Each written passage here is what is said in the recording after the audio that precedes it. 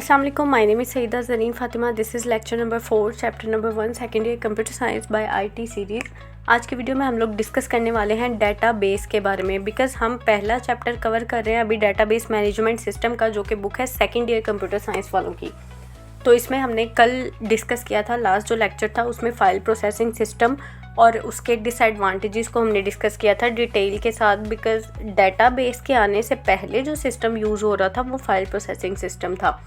और हम ये भी कह सकते हैं कि डेटाबेस सिस्टम के आने की वजह ही फाइल प्रोसेसिंग सिस्टम है, क्योंकि उसमें इतने ज़्यादा इश्यूज़, इतनी ज़्यादा प्रॉब्लम्स, इतने ज़्यादा ड्रॉबैक्स हमें फेस करने पड़ रहे थे कि एक सिस्टम ऐसा बनाना ज़रूरी हो गया जो उन सारे ड्रॉबैक्स को कवर करे, और वो है database management system.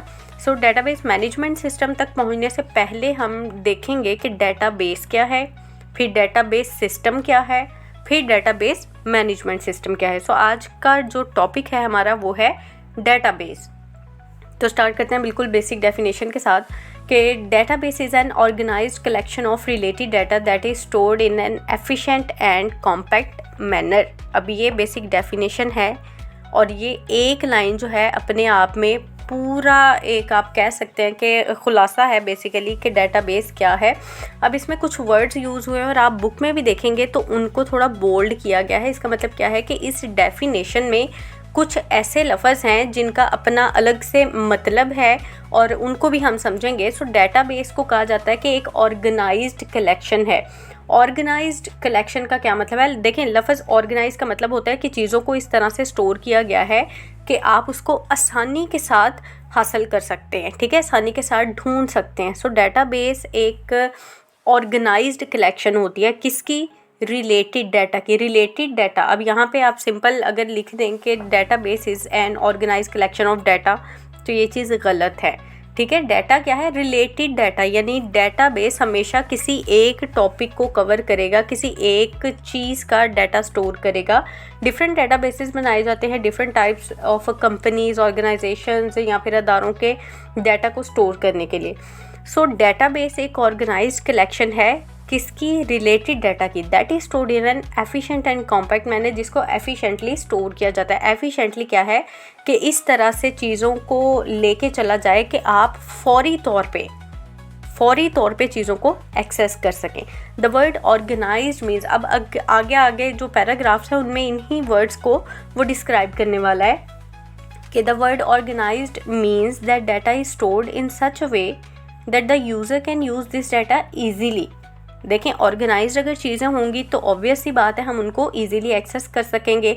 And the word related means that database is normally created to store the data about a particular topic, यानी किसी एक ख़ास टॉपिक के बारे में ही हमेशा डेटाबेस बनता है। For example, if a database is created for students, यानी स्टूडेंट्स का अगर डेटाबेस हम बनाएंगे तो it will contain data about the students such as roll number, name, address etcetera. So बच्चों का roll number, name, father name और B form number, CNIC, address, यही चीज़ें हो सकती हैं, ठीक है। तो similarly the database is about employees of an organisation, और अगर किसी अदारे के एम्प्लॉयज़ के बारे में, वहाँ के मुलाजमों के बारे में डेटाबेस क्रिएट किया जाएगा तो it will contain the data of employee such as employee ID, employee grade, employee salary etcetera, ठीक है। तो वो जिस तरह का डाटाबेस होगा उसी तरह का डाटा उसमें स्टोर होगा। दैट्स वाई हम कहते हैं कि ये रिलेटेड डाटा की एक ऑर्गेनाइज्ड कलेक्शन है। Okay, so all data in database is arranged in tables. Database में अब जितना भी काम होता है तीन चीज़ों में होता है बेसिकली। टेबल्स होते हैं, कॉलम्स होते हैं, और आप कह सकते हैं रिकॉर्ड्स होते हैं जिनको रोज़ कहा जाता है। सो हर चीज़ का यहाँ पे एक और नाम होगा। अगर डेटाबेस की बात करें तो टेबल को हम रिलेशन कहेंगे, कॉलम की बात होगी तो हम फील्ड कहेंगे, रो की बात होगी तो हम रिकॉर्ड कहेंगे। ओके, सो एंड में ये चीज़ बताइए जो कि इसको ऊपर बतानी चाहिए थी, खैर वो एक लफ्ज़ रह गया था। The word efficient means that the user can search the required data quickly, ठीक है। एफिशिएंटली चीज़ों को करना यानी तेज़ी के साथ करना, जल्दी करना, टाइम ज़्यादा वेस्ट ना हो। The word compact means that the store data occupies as little space as possible in computer. जैसे कंप्रेस्ड फाइल्स होती हैं ना, वैसे ही वो कह रहा है कि कॉम्पैक्ट का मैनी यही है कि डाटा जो है आपका डेटाबेस के अंदर, जो डाटा हमने स्टोर किया है वो जितनी कम हो सकेगा उतनी कम जगह लेगा। सो जैसे मैंने कहा यहाँ पे तीन मेन कॉन्सेप्ट्स होते हैं, टेबल्स का, रोज़ का, कॉलम्स का। अब टेबल को भी रिलेशन कहा जाता है, रो को रिकॉर्ड कहा जाता है, जो कि इन्होंने साथ ही मेंशन किया हुआ है, कॉलम को जो है फील्ड कहा जाता है। सो टेबल को सबसे पहले देख सकते हैं। Table is a fundamental object of the database structure. अब जब भी डाटा स्टोर होगा टेबल्स के अंदर ही होगा, ये नहीं कि ओपन में ऐसे खुला ही रख दिया सारा कुछ, नहीं, हमेशा टेबल्स की सूरत में। डेटाबेस की एटलीस्ट अगर आप बात कर रहे हैं तो हमेशा डाटा टेबल्स की सूरत में ही स्टोर होगा। और आप कह सकते हैं कि यही डेटाबेस का फंडामेंटल यानी बिल्कुल बेसिक स्ट्रक्चर है। The basic purpose of a table is to store data.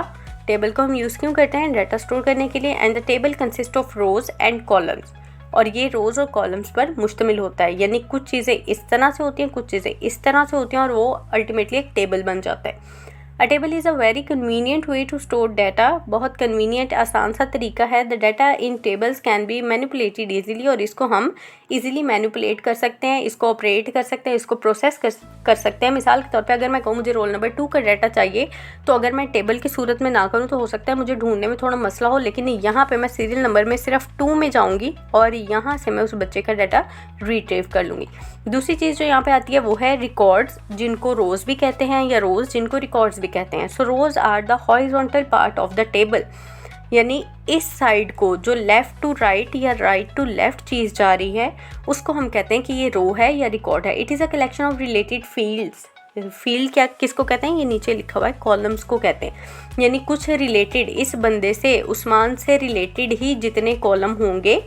Basically this is 1 column, second one, third one, fourth one. So जितने भी इस बंदे के रिलेटेड फील्ड्स होंगे वो ही उस बंदे की पूरी रो या रिकॉर्ड कहलाएगा। For example the above table has 3 rows. इसमें 3 रोज हैं, यानी ये पहली रो है, this is the second one and this is third one. Each row contain a record of different person, और हर रो में किसी एक डिफरेंट बंदे का रिकॉर्ड है। रिकॉर्ड को ही रो कहेंगे, रो को ही रिकॉर्ड कहेंगे। ओके, उसके बाद तीसरी चीज़ जो आती है वो है कॉलम्स या fields. So columns are the vertical part of the table. Vertical किसको कहते हैं? जो अप टू डाउन या डाउन टू अप सिर्फ एक एंटिटी हो, सिर्फ एक सेल वाली रो हो पूरी, उसको कहा जाता है कि ये कॉलम है। For example all values in the above table under name field make a column, यानी अगर हम नाम के फील्ड को चेक करें और उसके नीचे ये जितनी भी सारी चीज़ें हैं, यही वाली हम कहेंगे एक फील्ड है, यानी एक कॉलम है। ये कॉलम है, ये कॉलम है, ये कॉलम है और ये कॉलम है। सो ये मेन चीज़ें हैं जो आगे आगे यूज़ होंगी, तो आपने इस चीज़ को बहुत अच्छे से करना है। और एक चीज़ जो आगे जाके हम फिर से पढ़ेंगे कि कॉलम्स की जो कलेक्शन होती है वो रिकॉर्ड्स कहलाती है। जाहिर सी बात है, एक कॉलम ये है नेम, और वहीं नेम है, उसका रोल नंबर है, उसकी क्वालिफ़िकेशन है, ईमेल है, ये सारी फील्ड्स की कलेक्शन रिकॉर्ड कहलाती है, और रिकॉर्ड्स की कलेक्शन फाइल कहलाती है। आई होप आपको चीज़ समझ लगी होगी कि डेटाबेस क्या है। एक ऑर्गेनाइज्ड कलेक्शन है रिलेटेड डाटा की, जिसको कि एफिशिएंट मैनर में रखा जाता है, और इसमें 3 तरह की चीज़ें होती हैं जिसको हम कहते हैं कि बेसिक कॉन्सेप्ट है। टेबल्स हैं, रोज़ हैं और कॉलम्स हैं। आई होप आपको समझ लगी होगी। अगर फिर भी कोई पॉइंट है जो अभी तक क्लियर नहीं है तो आप पूछ सकते हैं, मैं इंशाल्लाह आपके कमेंट्स के लाजमी जवाब दूँगी। Thank you so much.